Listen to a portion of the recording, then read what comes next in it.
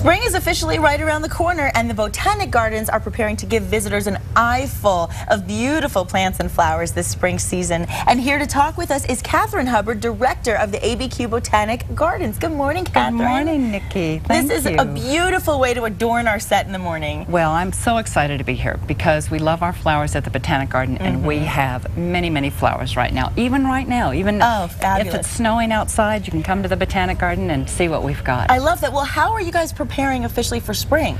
Well, we are preparing because we've been doing our winter cleanup, which is really, really important to us. I bet. You know, we have to cut all of our ornamental grasses. We rake up all the leaves. We make sure all of our irrigation works. That is really important. But also we prepare for spring by getting people kind of in the mood for flowers. And what we've got going on right now, we're just now wrapping up a show that we call Winter Fire Colors. Winter Fire Colors. I love that. Love it? And see, exactly, these are these fiery colors? Gorgeous. When Kristen and I walked in, we both thought they were silk flowers until we smelled them and saw how incredible they are. I know. These are cyclamens. So we've had these in bloom at our Mediterranean Conservatory for about 2 months. Wow. And so what's happening now is their life is about spent, so we're bringing in bulbs. But also, I just had to bring this, Nikki. I just think these are gorgeous. These are clivias. Oh, they're so And we've got them growing in the ground. Can you smell them? Yes. You can. Aren't they great? Oh my gosh, yes. And they're in these gorgeous orange colors. They're in paler colors.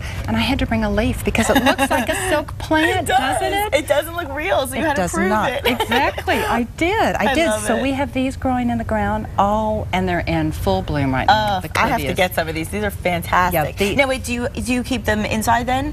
Yes, these are inside the Mediterranean Conservatory. Right. Everything right now is that I'm talking about is in the Mediterranean Conservatory. Got it. And we've got 400 bulbs coming in. Wow. So if people want their bulb fix early, they can come down to the Mediterranean Conservatory beginning this weekend. Yeah, and I want to talk about this weekend because National Public Gardens Day is actually Sunday. Can you tell us about that? Well, actually, it's not until May 11th. Oh, it's in May? National Public Garden Day is in May. Okay. It's in May 11th. Sorry about that.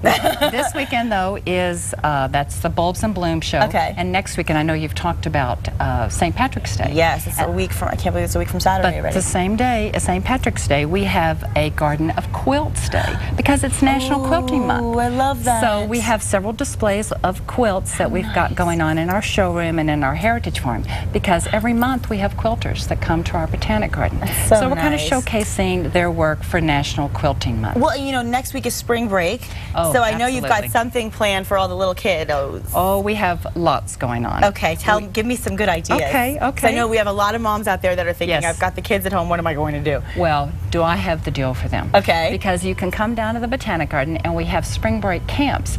On Tuesday, you can come to the zoo for a camp. On Wednesday, you can go to the aquarium. On Thursday, it features our Botanic Garden. And then on Friday, it's Tingley Beach. And the camps are from 10 to 3:30. Perfect. They're from 9 to 11-year-olds, which is often an age that needs some diversion. Yes. They need to be distracted and busy and have fun. Yes. Exactly. Yeah. So spring break camps are perfect. That's and people can go to our website. Okay, and what's that website? It is www.cabq/biopark. Okay, and we'll remind our viewers one more time about that before we go. But I also want to talk looking ahead to summertime because there's also a lot of summer fun that you have in store for children. So tell us a little bit about the summer camps that you also have going on. Well, we do. We have camps that are for all ages, basically from 5-year-olds all the way to high school. And so there are camps on bugs, there are camps on careers. I did take a bug class in college. I didn't do very well. Well, there are good bugs and there are... So there's something for everybody? There's something, and then when you become a teenager, you can volunteer for us. We've got lots of volunteer opportunities. Like a CIT, like a counselor in training? Exactly. CITs are the best. Yes, conservation counselors. You can be a conservation counselor for us. Great idea. And adults, we love adults to help us volunteer too because we've talked about all these plants that we've got, and we need volunteers to help us tend the plants, weed, That's a great idea, and I'm sure there's a lot of people out there who'd be interested in that. You know, another thing that a lot of people are interested in is they're looking at you, and of course you're the pro. So let's tell our viewers a little bit about how they can also be at home and prepare for their own spring gardening. What are some tips that you have? This is just the time to be doing that. Even if it's snowing outside, this is the time. Okay. You can your viewers can do some of the same things that we've been doing, like cutting the ornamental grasses. Make sure there's no debris, because that is such a problem. It makes sense, but a clean garden is a healthy garden. Very good point. So you need to kind of clean up. Also, water is so important for us, and you don't want to find out you have a water problem in the middle of summer. Right. So this is the time of year that you check your irrigation, you make sure nothing's frozen, you know, that all the drip irrigation plugs are working. So this is the time of year. And also, especially here in New Mexico. Yes, water is so important. But also, coming back to that National Public Garden Day, this comes at a perfect time. Because often what happens is it starts to warm up and we think, oh, I'm going to put plants in the ground. But really, people should wait until about the Mother's Day weekend to put the annuals. And you said May 11th was it? May 11th is National Public Garden Day.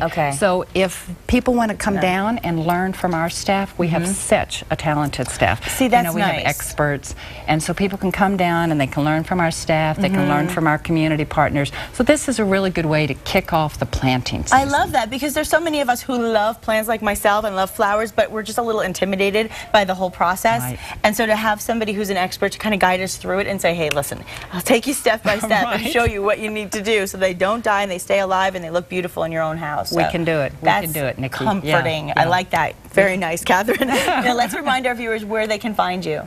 Yes, they can find us at 2601 Central Northwest. That's where the Botanic Garden is. Fabulous. And we are right across the plaza from the aquarium, Albuquerque Aquarium. Perfect. And again, don't forget, next week, if you've got children between 9 and 11, you said? 10 and, yes. Oh, 9 and 11 ages, for spring break. Then don't miss out, because there's a lot of fun to be had in these afternoons. And you said, what was it, 10:30 to 3:30? Yes, 10 to 3:30. 10 to 3:30. Perfect. We can take care of 4 days of spring break. I love it. And then, of course, those summer camps in the summertime. We love it. Thank you so much for this. I have to say, do you have a particular favorite personally? No, it's whichever one I'm looking at. I have to agree with you on these, though. Tell me what they're called one more time. Clivias. And they're from South Africa, and they're in bloom right now in our Mediterranean Conservatory at the Botanic Garden. Do you do any bouquets? Like if somebody wants to come in and do that too? No. Or no? Okay, so we can just kind of figure out for ourselves what we like and then formulate our own vase. Right, exactly.